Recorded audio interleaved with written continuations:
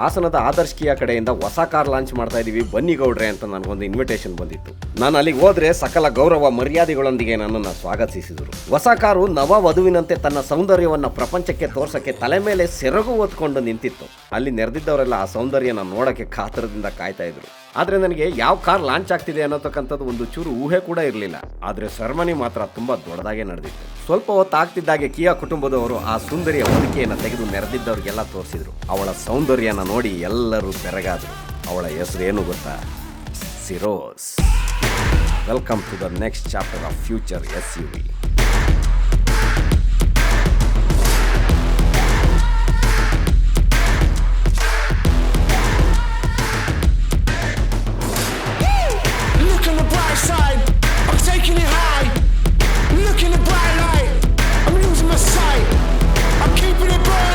ಅಲ್ಲಿ ಅಷ್ಟು ಜನ ಸೇರಿದ್ರು. ಆ ಕಾರು ನನ್ನನ್ನು ಕಿರಿಗಂಡಲ್ಲೇ ನೋಡಿ ಬಾ ನನ್ನ ಹತ್ರ ಅಂತ ಕರೆದಂಗೆ ಬಾಸ ಆಗ್ತಾ ಇತ್ತು. ನಾನು ಬರೋದು ಗೊತ್ತಾಗಿ ಮೊದಲೇ ನನ್ನ ವಸ್ತ್ರದ ಬಣ್ಣವನ್ನು ಮ್ಯಾಚಿಂಗ್ ಧರಿಸಿ ಕುಂತಂತೆ ನನಗೆ ಅನುಭವ ಆಗ್ತಾ ಇತ್ತು. ನಿಜ ಹೇಳ, ನನಗಂತೂ ಈ ಕಾರು ತುಂಬ ಇಷ್ಟ ಆಗೋಯ್ತು. ಈಗ ಈ ಕಾರ್ನ ಫುಲ್ ರಿವ್ಯೂ ಮಾಡಿದ್ರೆ ಹೇಗೆ ಹೇಳಿ?